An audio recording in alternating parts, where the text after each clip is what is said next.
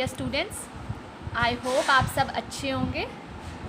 आज हम स्टार्ट करते हैं अपना फिज़िक्स का टॉपिक जिसका नाम है energy stored in a capacitor. Okay, जैसा कि आप इन दो डायग्राम में देख रहे हैं, ये फर्स्ट कैसा है जिस इनिशियली अनचार्ज कैपेसिटर और दूसरा क्या है चार्ज कैपेसिटर।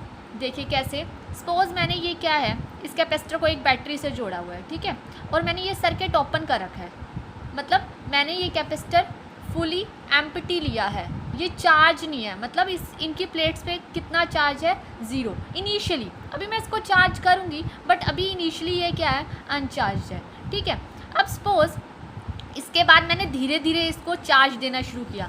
जब धीरे धीरे चार्ज देना शुरू करूँगी, सपोज पहले जब इस पर चार्ज आया that is DQ, small charge आया, फिर धीरे धीरे इस पर चार्ज कितना आने लगा, +Q, ओके, और साथ वाली प्लेट पे कितना आ जाएगा, -Q अपने आप ही, ठीक है ना, क्योंकि धीरे धीरे प्लेट क्या हो रही है, चार्ज हो रही है ना। पहले इनिशियली क्या था, फर्स्ट स्टेज में इनिशियली प्लेट कैसी थी, अनचार्ज। धीरे धीरे मैंने चार्ज देना शुरू किया, बीच वाली स्टेट कुछ चार्ज पहुंचा होगा, मतलब कुछ इंस्टेंट dt टाइम के बाद कुछ dq चार्ज प्लेट पे पहुंचा होगा। और जब प्लेट फुली चार्ज कब हो जाएगी, जैसे चार्ज कैपेसिटर पूरा चार्ज कब हो जाएगा, जब इस वाली प्लेट पे पूरा पॉजिटिव आ जाए और इस वाली प्लेट पे पूरा क्या आ जाए, नेगेटिव आ जाए, ठीक है। अब देखिए, तो आप देखिए इस पे था पोटेंशियल डिफरेंस V और इसके अक्रॉस भी पोटेंशियल डिफरेंस कितना है V। पहले सर्किट क्या था, क्लोज, और अब क्या circuit, open. So we know that. अब बताइए पोटेंशियल कैसे दिया जाता है किसी भी कंडेंसर पे। पोटेंशियल का फॉर्मूला क्या होता है, Q/C, पता है ना हमें कि V का फॉर्मूला क्या होता है, Q/C, क्योंकि C आपने कैपेसिटर का फॉर्मूला पढ़ा है Q/V, तो V की वैल्यू तो Q/C होगी। पोटेंशियल कितना होता है कैपेसिटर वाली प्लेट पे, Q/C। अब देखिए इसका मतलब हम कुछ वर्क कर रहे हैं ना, हम क्या कर रहे हैं, कैपेसिटर को चार्ज दे रहे हैं, that we are doing work. पहले स्मॉल अमाउंट ऑफ वर्क दिया होगा तभी कैपेसिटर क्या हुआ होगा, धीरे धीरे charge. So small amount of work done in giving an additional charge DQ to the condenser, मतलब हमने small amount of work done दिया। तो अब आपको पता है, आपने पोटेंशियल में वर्क डन का फॉर्मूला पढ़ा था, कितना होता है, potential is equal to work done per unit charge. तो यहाँ से DQ कितना आ जाएगा, DQ इंटू V, क्योंकि आपने जब स्मॉल इंस्टेंट टाइम पे पोटेंशियल कितना दिया V और उस टाइम चार्ज कितना दिया DQ, जब स्मॉल इंस्टेंट के लिए, small amount of work done के लिए DQ इंटू V।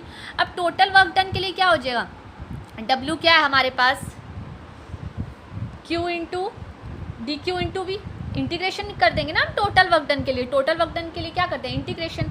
अच्छा, यहाँ से वैल्यू पुट करीजिए, DQ, V की वैल्यू क्या होगी यहाँ से, Q/C, ठीक है, क्लियर दिख रहा है ना आप सबको। सो इंटीग्रेटिंग के बाद देखिए 1/C बाहर आ जाएगा, integration of Q into DQ, okay, W is equal to 1/C, integration करिए वुड बी Q² में 2।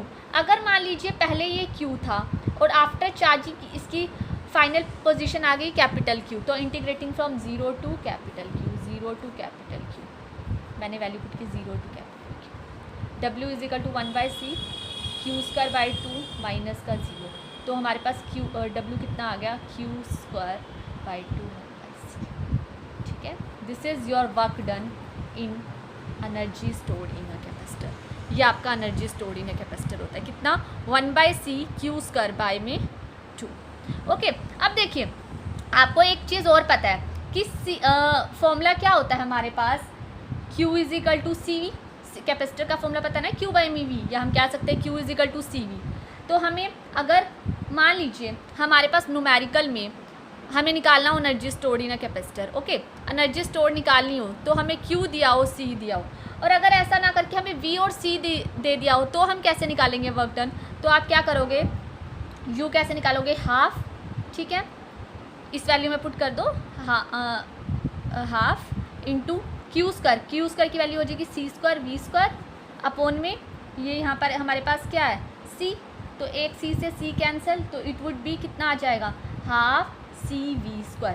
तो हमारे पास वर्क डन कितना भी आ सकता है, U या W एक ही बात है, मतलब पोटेंशियल एनर्जी कितना स्टोर्ड हुआ, ठीक है। वर्क डन हमारे पास इस तरीके से हम कैलकुलेट कर सकते हैं। तो this is the topic of your how energy stored in the capacitor, कि कितनी एनर्जी आप किसी भी कैपेसिटर में स्टोर कर सकते हो, वर्क डन। बस हमने क्या किया, small amount of work done करने के लिए इंटीग्रेशन किया है, ठीक है, और कुछ नहीं है। नेक्स्ट टॉपिक देखिए, नेक्स्ट टॉपिक है डाइलेक्ट्रिक कांस्टेंट। आपने पढ़ा है ना पहले डाइलेक्ट्रिक कांस्टेंट, फर्स्ट के पार्ट में मैंने आपको करवाया था।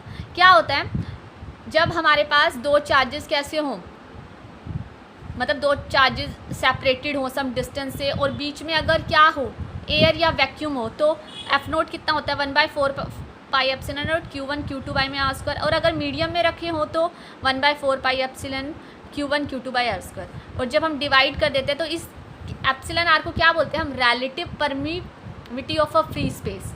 ठीक है, अब देखो आपके पास क्या आ जाए, कैपेसिटर की टर्म्स में आ जाए, फोर्स की टर्म में ना आए, क्योंकि दो प्लेट को हम लोगों ने किसी डाइलेक्ट्रिक मीडियम में रखा और दो प्लेट को ही हमने किसी वैक्यूम और एयर में रखा। जैसे हमारे पास 2 प्लेट्स हैं, मान लो एक पे पॉजिटिव चार्ज है और एक पे नेगेटिव चार्ज है। सपोज हमने इन 2 प्लेट्स को वैक्यूम में रखा तो it will be denoted bye C note, और अगर मैंने किस में रखा, मीडियम में रखा, तो it would be denoted by CM। तो डाइलेक्ट्रिक कांस्टेंट को कैसे डिफाइन करोगे, epsilon r would be CM by में C नोट, कि जब दो पैरेलल प्लेट कैपेसिटेंस जो मतलब एक हमारी 2 प्लेट्स हैं उनको हमने किसी मीडियम में रखा, that would be denoted by CM, and when divided by that would be placed in vacuum और एयर। ठीक है, capacitor of a capacitor with dielectric in between the in the plates and capacitor of a capacitor with vacuum in between the plates. ठीक है, अब आपको पता है कि जब आपने पैरेलल प्लेट कैपेसिटेंस किया था तो क्या निकाला था, C note A epsilon note by D निकाला था ना, इतना ही निकाला था ना C नोट की value, A epsilon note by D इतनी आई थी ना बच्चे। तो यहाँ से आप K की वैल्यू भी निकाल सकते हो, CM की value divided by A epsilon note into D। ठीक है, या फिर आप ऐसे कर सकते हो, CM की वैल्यू भी निकाल सकते हो, it would be K into C naught, K into A epsilon naught by D। यहाँ से आपके पास मीडियम की वैल्यू आ जाएगी। ठीक है, किसी भी मीडियम में। ठीक है, this was your dielectric constant for a parallel plate capacitor. Clear है, energy stored in a capacitor का फॉर्मूला और डाइलेक्ट्रिक कांस्टेंट। Thank you.